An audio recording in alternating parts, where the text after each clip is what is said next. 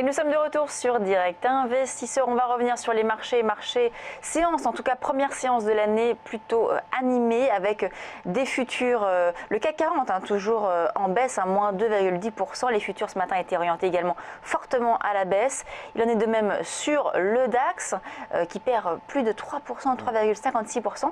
Et ça c'est en raison de la fermeture des bourses chinoises. Forte chute de 7% sur les bourses asiatiques. Alors on a vu effectivement, Lucie, dans la nuit, les autorités chinoises obligées, assez contraintes de fermer les bourses qui ont subi une lourde perte de plus de 7% sur les indices chinois. On a vu l'ensemble des indices asiatiques malmenés avec un Nikkei qui perdait plus de 3%. On a vu également ce matin les futurs européens ouvrir en forte baisse. Vous le signalez à l'instant, que ce soit les futurs ou les indices, on a donc tous des indices qui sont très mal orientés. On a vu le CAC 40 aller chercher au plus bas les 4500 points. Alors on a une petite réaction positive depuis l'inscription de ce point bas dans la séance, mais on voit bien qu'on a cette pression baissière qui nous vient d'Asie, qui est maintenue, qui se poursuit, on a une sorte de contagion un peu partout en Europe ce matin-là.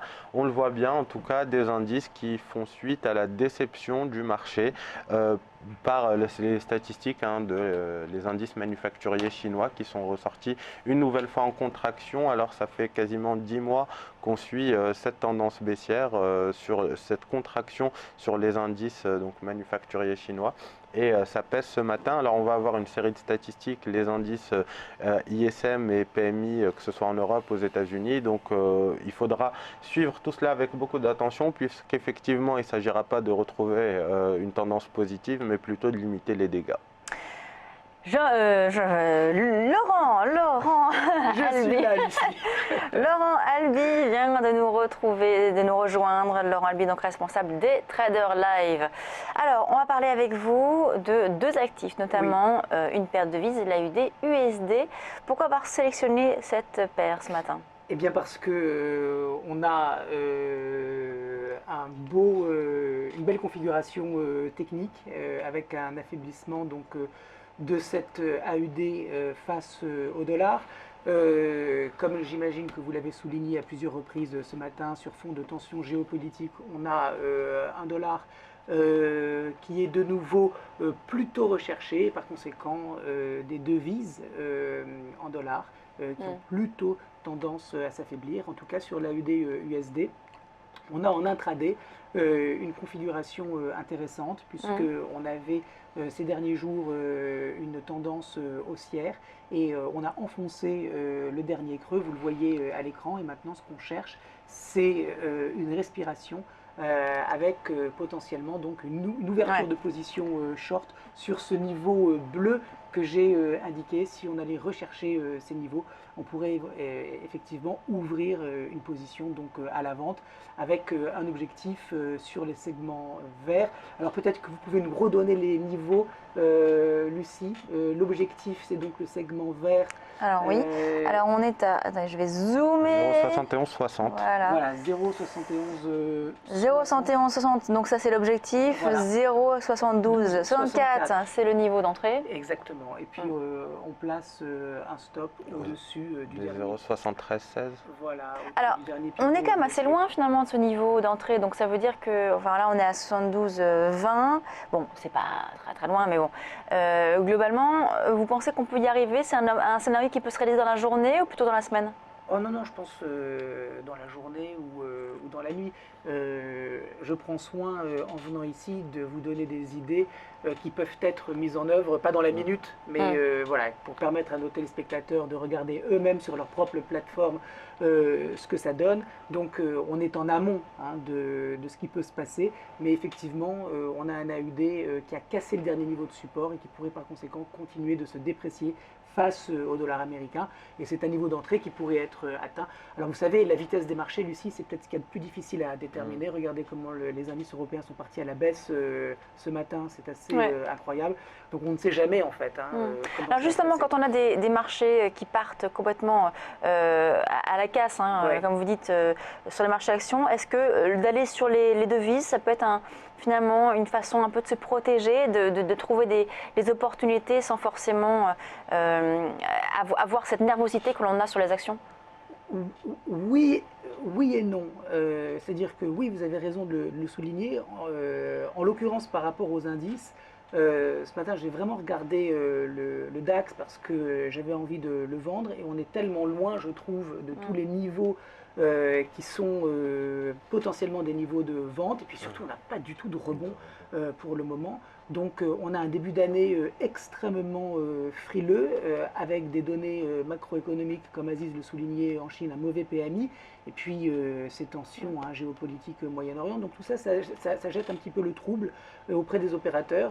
Il y a un retour de l'aversion au risque, et par conséquent cette AUD qui est intimement liée aux relations économiques entre l'Australie et la Chine et à la croissance en Chine, il souffre de ce mauvais PMI industriel chinois, et c'est la raison pour laquelle j'ai privilégié ce matin cette AUD-USD plutôt qu'un CAC ou un DAX qui sont potentiellement intéressants, mais sur lesquels je n'ai pas trouvé de niveau véritablement intéressant là pour aujourd'hui.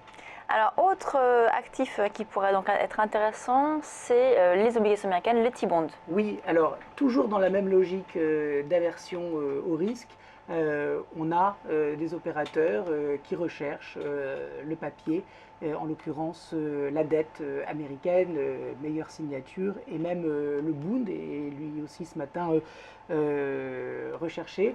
Et par conséquent, c'est plutôt une idée d'achat que j'ai sur les obligations dette souveraine américaine, sur le T-bond, parce que alors d'abord on a un T-bond qui est plus fort que le T-note, c'est pour ça que j'ai privilégié le T-bond, et puis on pourrait avoir, vu comment les marchés sont partis ce matin, de l'appétit pour les valeurs défensives.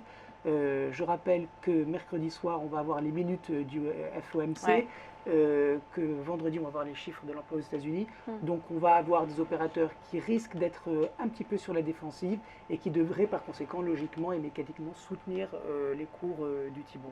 C'est la raison pour laquelle j'ai trouvé que c'était une idée intéressante ce matin d'acheter le T-bond. Donc là, on est à 154 sur le T-bond. Vous estimez qu'il faudrait reperdre un petit point, aller à 153 pour entrer en position donc, à l'achat. Voilà, à l'achat. Oui, parce que c'est effectivement un niveau de prix intéressant. Si on faisait un petit pullback, regardez. Alors, on a plusieurs choses à dire sur ce T-bond. D'abord, le trou que vous voyez, ne vous en préoccupez pas, c'est la journée du 31 décembre. Si on met cette question de côté, on voit qu'on a eu une impulsion baissière, qu'on a eu un T-bond qui s'est retourné en prenant une forme associée à une tête-épaule inversée, ce qui est une figure de retournement. En tout cas, on avait une zone de congestion dans laquelle le T-bond était confiné, il s'en est extrait. Et si par conséquent on retournait maintenant sur cette zone de résistance, cette ligne de coup qui est donc potentiellement support, eh bien nous aurions un trade intéressant puisque ça serait le prix idéal pour rentrer sur ce marché. Donc si on regarde le chart du T-bond, je suis revenue sur la UD-USD. Sur la UD-USD. Donc voilà, dites-nous tout sur le T-bond. Alors, j'ai pas les niveaux en tête. De mémoire, c'était 153,90. Voilà, 153 le niveau d'entrée et 154 l'objectif. Regardez. Voilà. Hop, on les voit à 155. Donc effectivement, si on revient sur cette zone de résistance à 153,90, eh bien c'est donc un niveau extrêmement intéressant à envisager pour passer à l'achat. L'objectif est à 155,60, 155,50, c'est un petit peu plus bas que le sommet qui précède l'impulsion baissière. Et puis je mets mon stop à 153,10, c'est-à-dire sous le niveau de ce support immédiat. On ne doit pas retourner normalement dans la zone de consolidation. Parfait, merci beaucoup Laurent Albi, donc responsable des Trader Live pour ces deux convictions de la journée, l'AUD, USD et le T-bond. On marque une pause, on se retrouve tout de suite sur Direct Investisseur.